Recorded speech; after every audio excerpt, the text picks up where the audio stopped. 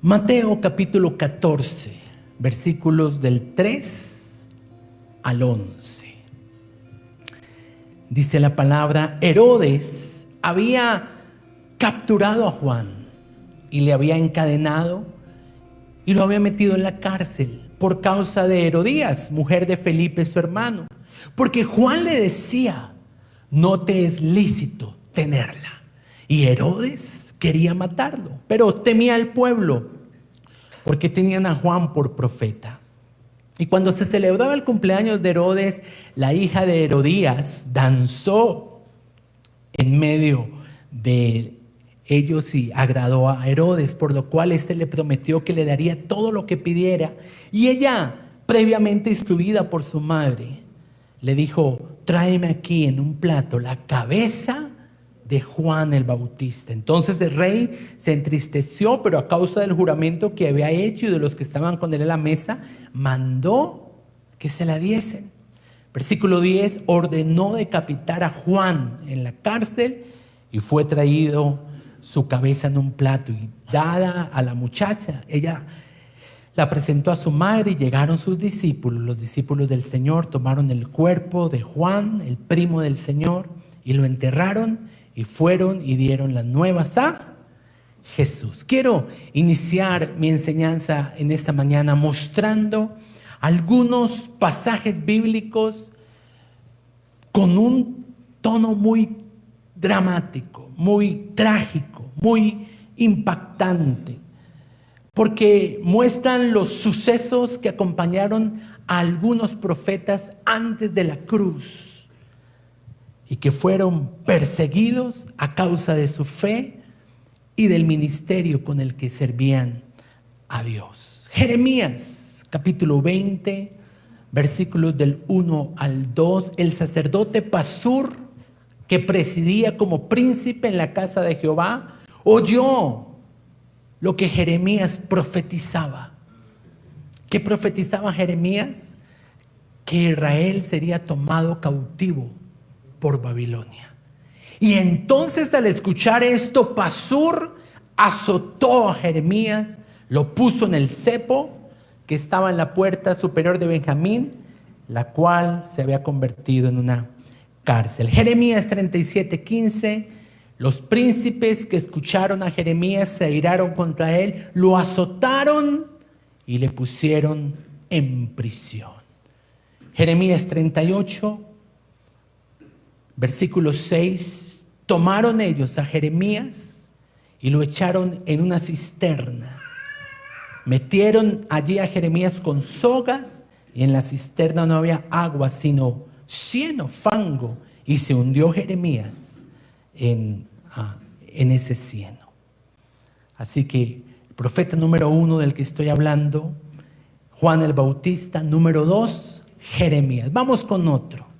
Este tuvo una crisis depresiva debido a las amenazas de Jezabel. Me refiero a Elías. Primera de Reyes 9, versículos del 1 al 3. Acab le contó a Jezabel todo lo que Elías había hecho en el monte Carmelo. Y entonces Jezabel mandó un mensaje a Elías y le dijo: así me hagan los dioses, le dijo, así me hagan los dioses y me añadan, si mañana a estas horas no he puesto tu persona como la de uno de ellos. Viendo el peligro, él se levantó y se fue para salvar su vida. Y vino a Berseba, que está en Judá, y dejó allí a su criado. Y en ese momento es cuando Elías tiene un deseo profundo de querer morirse, debido a lo que esta mujer había propuesto hacer con él. Segunda de Crónicas 24, versículo 20 y 22, me habla del profeta Zacarías. El Espíritu de Dios vino sobre Zacarías, no el escritor del profeta menor, sino el hijo del sacerdote Joiada. Y puesto en pie, donde estaba más alto que el pueblo, dijo: ¿por qué quebrantáis los mandamientos de Jehová? Tremendo profeta. No les va a ir bien por ello, por haber dejado al Señor. Él entonces también los abandonará. Pero ellos hicieron conspiración contra él y por mandato del rey lo apedrearon hasta matarlo. Lo más triste, el versículo 22 me lo aclara, es que en el pasado el padre del profeta Zacarías había tratado con benignidad y con misericordia al rey Joiada, y esperando que actuara de la misma forma con su hijo, por el contrario, lo que hizo fue darle muerte. Así que hemos mencionado a 4 profetas antes de la cruz: Juan el Bautista, Jeremías, Elías y Zacarías. Y después de leer sus historias, quiero preguntar, ¿cuántos quieren ser profetas del Señor?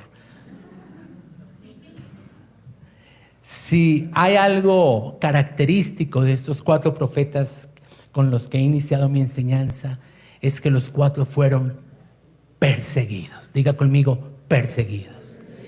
Ese es precisamente el título de mi mensaje en esta mañana: perseguidos. Porque el Señor Jesús, en el Sermón del Monte, en las últimas bienaventuranzas, hizo referencia a estos profetas. Mateo 5, versículos del 10 al 12, Jesús dijo: bienaventurados, felices, gozosos, les irá bien a aquellos que padecen persecución por causa de la justicia, porque de ellos es el reino de los cielos. Bienaventurados, sigue aclarando el Señor, ustedes son cuando por mi causa los vituperen, hablen mal de ustedes, los persigan y digan toda clase de mal mintiendo. ¿Qué debemos hacer? ¿Llorar? ¿Claudicar en cuanto a la fe? Versículo 12 dice: gozaos y alegraos. ¿Qué debemos hacer? Gozarnos y alegrarnos, porque vuestro galardón es grande en los cielos. Y Jesús dice: porque así persiguieron a los profetas que fueron antes de ustedes. Dentro de ellos, Juan el Bautista, Elías, Jeremías y Zacarías. Esta bienaventuranza nos afirma que habrá momentos donde recibiremos un trato abusivo por parte de otros, motivado muchas veces por el enemigo, a causa de nuestro buen actuar, a causa de operar con justicia, y que muy por el contrario de lo que el enemigo pretende, al final seremos bendecidos y tendremos un gran galardón: el ser parte del reino de los cielos. Y quiero preguntarte, ¿te sientes perseguido? Porque puede que no tengamos esa misma envergadura ministerial de los profetas que acabamos de considerar, pero en diferentes escenarios de nuestra vida, a causa de nuestra fe y de nuestro estilo de vida, experimentaremos persecución. Maybel lo compartió. Ella hizo las tareas correctas para ser colocada en un cargo que se lo dieron a otro que no había hecho la misma labor de ella, pero que por preferencia o por influencia o tráfico de influencias llegó a ese lugar. Sin embargo, después de un tiempo, ¿qué hizo el Señor? Revertió los papeles y puso a Maybel en el lugar que Él tenía previsto para ella. ¿Por qué? Porque nuestro Dios es un galardonador de aquellos que operan en justicia. ¿Pero cuál justicia? ¿Será que acá se está hablando de la justicia humana? ¿O más bien Jesús hizo referencia, fue a la justicia de Dios? Porque este versículo no lo podemos malinterpretar y pensar: seré feliz cuando la policía me esté persiguiendo por delitos que he cometido, o cuando la DIAN me esté rastreando mi cédula por impuestos que me he tumbado. No, la Biblia dice que seremos bienaventurados por ser justos, practicar la justicia y a causa de él ser perseguidos. Cuando uno se propone vivir a la manera de Dios, eso va a traer persecución. De un diablo que nos odia, de un diablo que no quiere vernos prosperados.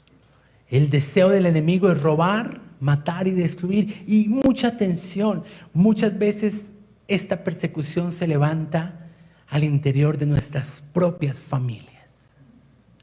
Con razón Jesús dijo: yo no he venido a traer paz del todo, sino vine a poner al padre en contienda con su hijo, a la madre en contienda con su hija, a causa de mí. Y sin ir lejos, tal vez usted es una mujer radical en los asuntos del reino y se encuentra en su casa, se encuentra en su familia y se encuentra en su casa y se encuentra en su familia con oposición.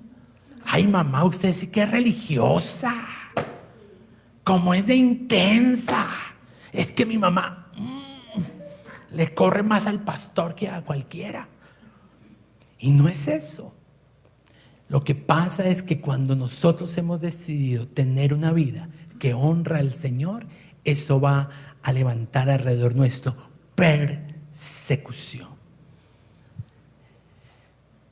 Y al final el Señor va a traer su felicidad, su gozo y su bendición sobre aquellos que permanecemos viviendo, agradando a Dios, a pesar de que a otros les disguste. Esta promesa es para personas que han experimentado maltrato, personas discriminadas o perseguidas por vivir acorde con los principios que el Señor ha establecido. Esta bienaventuranza anima a los creyentes a no tener miedo de defender la justicia. Y coincidencialmente estoy tratando un tema que ayer en las noticias o anoche en las noticias de alguna forma muestra la maldad del corazón del hombre. Más allá de cualquier tinte político, lo que quiero realzar y lo que quiero mostrar es que una persona haciendo derecho de su facultad y ejerciendo su profesión en pro del desarrollo de su trabajo, sufre un atentado que hoy lo tiene debatido entre la vida y la muerte, y que le están pidiendo a la iglesia cristiana hacer oración por su sanidad, por su salud, y junto con esa oración lo que nosotros también hacemos es orar para que el reino de Dios se establezca en Colombia como resultado de todo esto que el enemigo ha pretendido traer, porque definitivamente hay una pretensión diabólica. ¿Por qué? Porque la Biblia dice que el diablo vino a robar, a matar y a destruir. Y eso que anoche vimos en las noticias con el senador y candidato presidencial, es lo que experimentaron, guardando las proporciones, los profetas. Personas que por declarar la verdad, personas que por proclamar, por exhortar al rey para que viviera acorde con los principios, tuvieron que ser encarcelados, golpeados, maltratados y, como lo vimos, incluso muertos. Nuestra fe no se puede decir que es fe verdadera hasta tanto primero no se ponga a prueba. Y todos en un momento dado tendremos que pasar por la prueba de la persecución. En una relación, tal vez a usted le gustó una niña, o tal vez a usted como niña le gustó un muchacho, y cuando empezaron a conocerse, él dijo: a mí no me gusta lo de Cristo, yo por allá a esa iglesia jamás iré. Y en ese momento su fe está siendo puesta a prueba. Míreme con una sonrisa que me están mirando rayado allá atrás. Es así. No es molestando, es molestando. Entonces se nos revela aquí una verdad incuestionable. Seguir a Jesús implicará un costo que muchas veces se expresará en una forma de recibir rechazo, aún de mis compañeros de trabajo, aún de mis compañeros de estudio, aún de mi propia familia, aún de mi vecindario. Y en tu caso, ¿qué vas a hacer? Porque muchos, cuando encuentran este rechazo o ese tipo de persecución, lo que hacen es llorar y más bien congraciarse con los del mundo, en vez de permanecer firmes en la fe. Y al leer esos pasajes, no sé si usted tiene la misma impresión mía, pero yo digo, Señor, gracias por tu misericordia. Porque nosotros estamos en un contexto donde podemos expresar nuestra fe.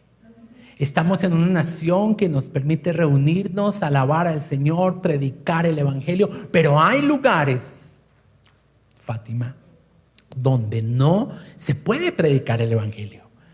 Hay lugares donde hablar de Jesús implicaría la vida. Y hoy nosotros tal vez no nos encontremos en un contexto así, pero puede que algún momento llegue a ocurrir. ¿Y usted qué va a hacer? ¿Usted qué haría? Como dice el coro. Porque yo no sé si yo estaría dispuesto a morir por Jesús. Yo en este momento puedo decir que sí. Pero si eso implicara un daño a mi familia, a mi casa, o dependiendo de las circunstancias en las que me encuentre, una cosa es decirlo, otra cosa es vivirlo. Lo que sí creo, considerando estos pasajes que hemos leído, es que no podemos estar dispuestos a morir por Jesús si no hemos estado dispuestos a vivir por Él. ¿Qué de tu caso? ¿Qué acerca de ti? Porque algunos no tienen el ministerio de profeta, pero tienen un servicio en la iglesia, tienen un llamado de Dios a ser padres, a ejercer un rol que ha sido adjudicado en la congregación. Y frente a cualquier habladuría, frente a cualquier problema que se presente, ya se están deprimiendo y ya quieren morirse. Dios, ¿por qué tú eres tan injusto? Espero que estos pasajes nos sirvan para nutrir nuestra fe, para fortalecer nuestra fe, y con mucho amor y respeto le digo, y para que no sigamos siendo gallinas. Dígale a la persona que está al lado, te mandan decir que no seas gallina. ¿Sí me está entendiendo lo que estoy diciendo, cierto? En buena manera. En la palabra hispanoamericana, la versión, la Biblia, la palabra hispanoamericana, la bienaventuranza a la que hoy me estoy refiriendo dice así: felices los que sufren persecución por cumplir la voluntad de Dios, porque suyo es el reino de los cielos. ¿Está usted hoy sufriendo rechazo, persecución, maltrato? Gente se está amotinando para hacerlo caer debido a que usted ha escogido cumplir la voluntad de Dios. Pues precisamente hoy el Señor quiere alentarnos a permanecer siguiendo sus mandatos, viviendo bajo su diseño, porque está garantizada su bendición y su galardón de parte de Él para nosotros. Segunda de Timoteo 3:12. Esto se lo escribe el apóstol Pablo a su hijo espiritual Timoteo, y hago énfasis en que es Pablo quien lo escribe, porque recuerde que Pablo fue un hombre muy perseguido, pero escúcheme, también en un tiempo pasado fue un perseguidor. Y parece que ha aprendido la lección, y ahora le dice a su hijo, a su discípulo, a su pupilo: también todos los que quieren vivir piadosamente en Cristo Jesús padecerán persecución. ¿Cuántos de aquí quieren vivir a la manera del Señor? Preparémonos, porque de alguna forma esa es una declaración profética y nos anuncia que vivir haciendo la voluntad de Dios levantará persecución de parte del enemigo, por supuesto, que muchas veces usará personas cercanas a nuestro corazón para hacernos desistir de continuar haciendo la voluntad de Dios. Imagínense a Job, cuando en medio de esa prueba se le suma su esposa insensata, que le dice: maldice a Dios y muérete. ¿Qué podría haber hecho Job? Ay, bueno, mi amor, venga. Pero él mantuvo su integridad. Y ese es el llamado del Señor. Porque Hay una promesa del Señor para los perseguidos y es que su presencia nunca nos abandonará. Segunda de Corintios 4, versículos del 8 al 9. Estaremos atribulados en todo, pero no angustiados. En apuros, pero no desesperados. Perseguidos, mas no desamparados. El Señor no te va a dejar. Puede que tus amigos, el combo de tus compañeros, que no entienden por qué tú no te vas a tomar licor con ellos, si eso es lo más de normal, ¿y qué tiene de malo? Puede que ellos te denigren, se burlen de ti, intenten ridiculizar. Eso es un tipo de persecución. Y en ese momento usted va a recordar: estoy perseguido, pero no estoy desamparado, porque el Señor está conmigo. Muchas veces nuestra propia familia, que no entiende la decisión que hemos tomado por Cristo, nos va a provocar a querer hacer cosas en contravía de su voluntad. Ustedes seguramente, como yo, tuvieron que ver personas de nuestra familia que no se va a tomar un hito, y es que en la iglesia se lo prohíben, y es que el pastor se pone bravo y empiezan como a provocarlo. Le dicen eso, reverendo.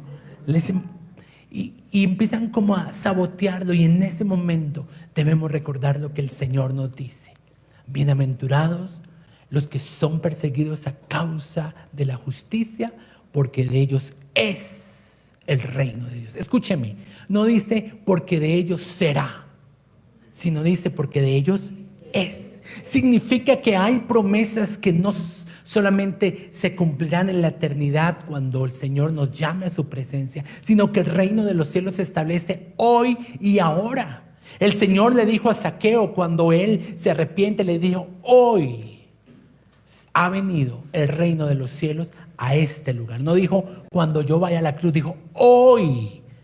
Significa que nosotros somos parte de un reino maravilloso, el reino de los cielos.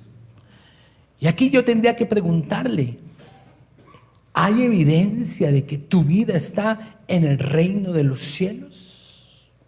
Segunda de Timoteo 2:12 dice: si sufrimos, también reinaremos con él. Y esta parte de las verdades bíblicas en ocasiones no se predica con frecuencia. Hablamos de participar de los beneficios de la cruz, hablamos de apropiarnos de las promesas de Dios en su palabra, pero poco se nos habla del privilegio que para los primeros cristianos de la iglesia primitiva era participar de los padecimientos de Cristo. Para ellos, así como para nosotros, debe ser placentero participar de los padecimientos. Por eso el Señor dice: gócense, alégrense. ¿Y saben por qué? Porque cada vez que nos persiguen, cada vez que una situación se levanta en nuestra contra y nos produce aflicción, a la postre nos está llevando a ser cada día más como Jesús. Y cuando las personas ven que usted mantiene su integridad a pesar de la persecución, ¿sabe qué pasa? Quieren a Jesús. En cambio, cuando ven que frente a cualquier burla usted se iguala a los del mundo, entonces dice: esos cristianos no son de veras, esos cristianos no son auténticos, son más falsos que una moneda de a 3. ¿Por qué la iglesia primitiva creció tanto? ¿Por qué los servicios de aquel tiempo relatado en Hechos de los Apóstoles eran servicios donde se convertían 5,000 personas? Porque aunque era la iglesia primitiva, también fue llamada la iglesia perseguida. En Hechos 8:1 dice: en aquel día, es en serio, en aquel día hubo una gran persecución. ¿Qué hubo? ¿En contra de qué? De la iglesia. Y estamos hablando de los inicios de la iglesia. Y es tremendo porque lo que Dios dijo en Hechos 1:8 se cumplió en Hechos 8:1. El Señor dijo en Hechos 1:8, ustedes me serán testigos en Judea, en Jerusalén, en Samaria y hasta lo último de la tierra. Tuvo que venir la persecución para que esa promesa de ser testigos se cumpliera. Ahora, esto me tiene que llevar a pensar, ¿será que es necesario que Dios permita una persecución en mi vida para que me mueva a hacer la voluntad de Dios? Porque muchas situaciones que yo escucho que le pasan a muchas familias tienen al final el propósito de centrarlos en la voluntad de Dios. Situaciones que afligen sus vidas, pero que el apóstol los llevan a hacer una evaluación y decir, es que nosotros tenemos un evangelio muy light, muy ligero, un evangelio muy fácil, que se trata de ir cada 8 días a la iglesia, y eso si es que no tenemos programa familiar.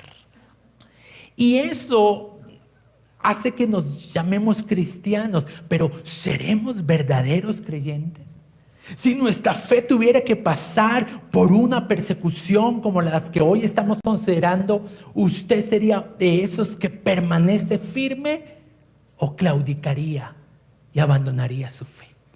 ¿Se encuentra usted posicionado en aquel grupo de personas que quiere hacer la voluntad de Dios? ¿O es necesario que persecuciones se levanten en su vida y en la vida de los suyos para colocarlos en el lugar preciso donde Dios los quiere? Hechos 4, voy a mirar algunos versículos de la iglesia primitiva, de la iglesia perseguida. Versículo 3, hablando de Pedro y de Juan, dice que los judíos les echaron mano y los pusieron en la cárcel. ¿Por qué? Por predicar el evangelio. Versículo 21 del mismo capítulo 4 de Hechos, ellos los amenazaron, los soltaron y no hallando ningún modo de castigarles por causa del pueblo, porque todos, ¿quiénes? ¿Cuántos? Todos glorificaban a Dios. Era increíble. ¿Por qué? Porque la gente hace una lectura y las personas alrededor decían, estos hombres están dispuestos a morir y a entregar su vida, y no lo hacen por una causa falsa. Si es cierto que Jesús no resucitó y que ellos escondieron el cuerpo de Jesús, ellos no estarían dispuestos a la terrible persecución que viene en contra de ellos, sino que permanecen en la fe. Y ese tipo de fe que provoca que otros quieran lo que ellos tienen. Ahora, usted puede leer un poquito acerca de la historia de aquellos primeros siglos de la iglesia. Creció tremendamente, pero también el precio fue la vida de muchos mártires. El primero de ellos, Esteban, quien fue apedreado, quien fue lapidado, y en medio de esas circunstancias, ¿qué hizo? Alabó y bendijo al Señor. Y repitió el patrón de Jesús: Padre, perdónalos, porque no saben lo que hacen. ¿Puede usted hablar de la misma forma de sus perseguidores? Padre, perdónalos, porque no saben lo que hacen. Hay muchos registros de la historia del primer siglo que habla de gente que se convertía al cristianismo y que cuando los obligaban a negar su fe, ellos no lo hacían y por lo tanto eran puestos en ollas gigantes de aceite hirviendo. Y para ellos era un gozo, para ellos era un placer participar en los padecimientos, asemejarse no solamente a los beneficios, sino a lo que le costó a Jesús ir a la cruz. Pedro, dice en la tradición, que fue crucificado, y cuando lo iban a crucificar dijo: no me crucifiquen como lo hicieron con mi Señor Jesús, crucifíquenme al revés, con la cabeza para abajo. No soy digno de morir como murió Jesús. Y lo hacía manteniendo su convicción y su fe. Usted sabe que los caminos de los emperadores romanos en los primeros siglos eran alumbrados por antorchas humanas. Hombres y mujeres que no negaban su fe y que las encendían vivas, las prendían vivas. Otros eran llevados al circo romano y allí eran mutilados por los leones. Tenemos varios ejemplos en la Escritura acerca de personas que por hacer la voluntad de Dios fueron perseguidas y tuvieron que pagar un precio muy alto. Un ejemplo, Daniel, un hombre que no se arrodilló delante de la estatua que habían construido en honor a Nabucodonosor. Estaba en un pueblo extranjero, estaba en un lugar que no tenía temor de Dios, pero mantuvo los principios que su papá y su mamá estamparon en su corazón. Por eso hoy dice que él propuso de antemano no contaminarse. Y esa es la actitud que debemos tener. Hablo a los jóvenes que están ingresando a la universidad. De antemano propóngase, no voy a contaminar mi corazón con lo que este mundo me va a ofrecer. Porque a algunos su fe les llega hasta el día que tiene que entrar a la universidad. A algunos su fe les llega hasta el día en que sus amigos empiezan a invitarlo a participar de lo que este mundo participa. En relación a esto, escuchemos lo que tiene que decirnos Pedro. Primera de Pedro, capítulo 4, leo versículos del 3 al 5. Palabra del Señor en esta mañana para la iglesia. Basta ya el tiempo pasado para hacer lo que agrada a los gentiles, a los que no conocen a Dios, andando en lascivias, basta ya, andando en concupiscencias, basta ya, en embriagueces, en orgías, en disipación y abominables idolatrías. Y alguien dice, pero mis amigos lo hacen. Por eso dice el versículo 4, Pedro, a ellos les parece cosa extraña que ustedes no corran con ellos en el mismo desenfreno, y por eso los ultrajan o los persiguen. Amados, no se sorprendan del fuego. Versículo 5, que está bien tremendo. Ellos darán cuenta. Esos que hoy se burlan, esos que hoy lo persiguen, que lo inciten a usted a hacer lo malo, tendrán que dar cuenta al que está preparado para juzgar vivos y muertos. Amados, no se sorprendan del fuego de la prueba que les ha venido como si fuera cosa extraña. No es extraño, porque Jesús lo predijo, porque Jesús lo profetizó. A causa de mí, ustedes serán perseguidos. Les quitarán oportunidades laborales, les cerrarán puertas, pero gócense, alégrense, porque el reino de los cielos se está estableciendo en sus vidas. Gócense, versículo 13, por cuanto ustedes son participantes de los padecimientos de Cristo. ¿Se goza, se alegra usted de participar de los padecimientos del Señor? Porque a eso hace referencia la palabra. Y termino con este versículo, Colosenses 1:13. Dice la Biblia, Dios nos ha librado de la potestad de las tinieblas, en otra versión dice del reino de la oscuridad, y nos ha trasladado al reino de su amado Hijo.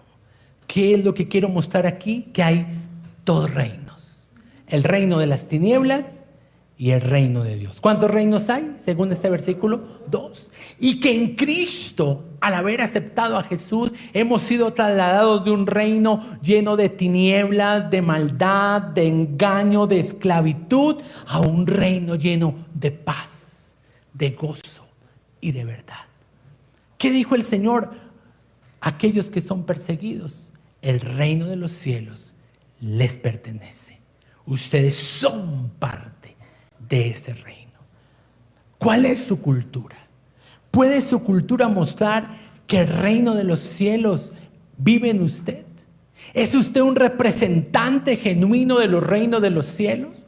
Porque una persona con la cultura del reino de los cielos no dice groserías, aunque los del mundo las promuevan, aunque para sus compañeros sea normal.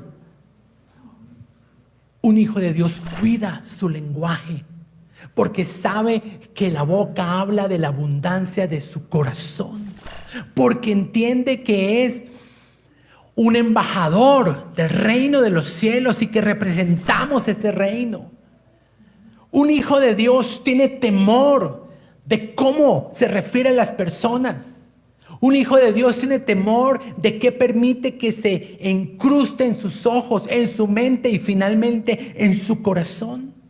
En cambio, un practicante del reino de las tinieblas es una persona que vive todo el tiempo diciendo mentiras, porque ahora la mentira se ha popularizado.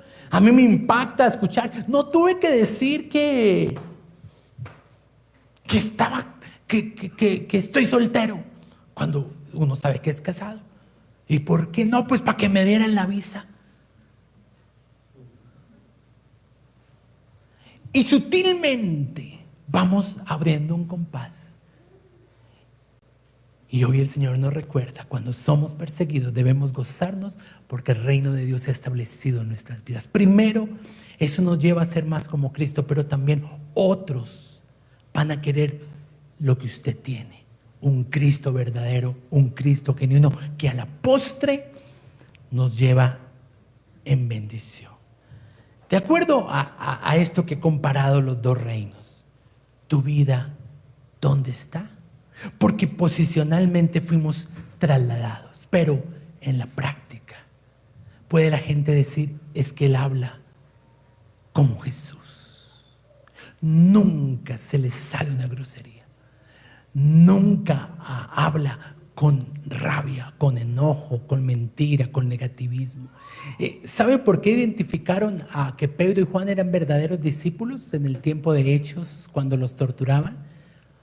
Por la manera como hablaban. Dice, son hombres de vulgo, son hombres sin letras, son hombres sin educación, pero hablan como habla Jesús. Nos ponemos en pie. Bienaventurados cuando por mi causa los persigan, porque de ustedes es el reino de Dios. Y otra pregunta que también me surgió en relación a mi propia vida. Y si no estoy siendo perseguido, ¿qué será? ¿Será que mi vida no es una vida íntegra? ¿Será que mi vida es como la de todos los demás? ¿Que por eso no marca una diferencia? Porque se espera que la luz, nosotros somos la luz, brille. Y que debido al brillo genere una afectación a los que están alrededor. Una persona que vive en pecado, cuando ve la luz de un santo, cuando ve la integridad de una persona, tiene que sentirse incómoda. Si no me persiguen, ¿será que yo soy un camaleón? Los domingos aquí en la iglesia brillo y por fuera tomo la identidad de la oscuridad. Padre, te damos gracias en esta mañana por tu palabra. Te damos gracias por tu exhortación. Te damos gracias, Señor, porque a partir de estas bienaventuranzas has confrontado nuestras vidas. Gracias, Señor, porque en ese sermón tomaste tiempo para bendecir a tus discípulos y dejar plasmadas esas bendiciones sobre cada uno de ellos. Y hoy declaramos, Señor, que tu bendición, tu bienaventuranza, tu gozo, Señor, nos alcanza en el nombre de Jesús. Y quiero que se acerque a Jesús y le diga, sí, Señor, estoy viviendo un tiempo de persecución. Y quiero que le hable al Señor.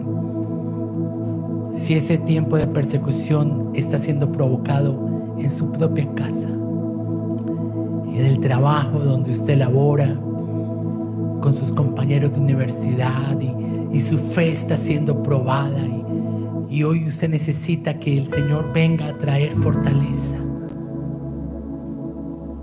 Porque tal vez usted está cansada de que sus hijos le increpen, de que su esposo no la apoye. Y hoy el Señor levanta su rostro de aprobación y te dice, yo estoy agradado de ti, porque tú has escogido por mí. Yo escogí por ti en la cruz. Y en medio de la persecución que te está amenazando, tú has escogido por mí. A pesar de amar a tu familia, a pesar de amar a los de tu casa, a los de tu trabajo, a pesar de saber que permanecer en integridad te puede privar de privilegios humanos que te ofrecen, has decidido, has escogido agradar mi corazón. Y a esas personas que en esta mañana están experimentando persecución, quiero que experimenten el abrazo del Señor, su beso, su sonrisa. Tal vez nadie lo vio, tal vez nadie lo valoró, pero el Señor sí. Bienaventurada tú, bienaventurado tú.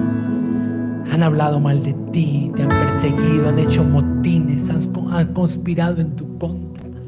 Se han reunido para hablar de ti, de tu fe.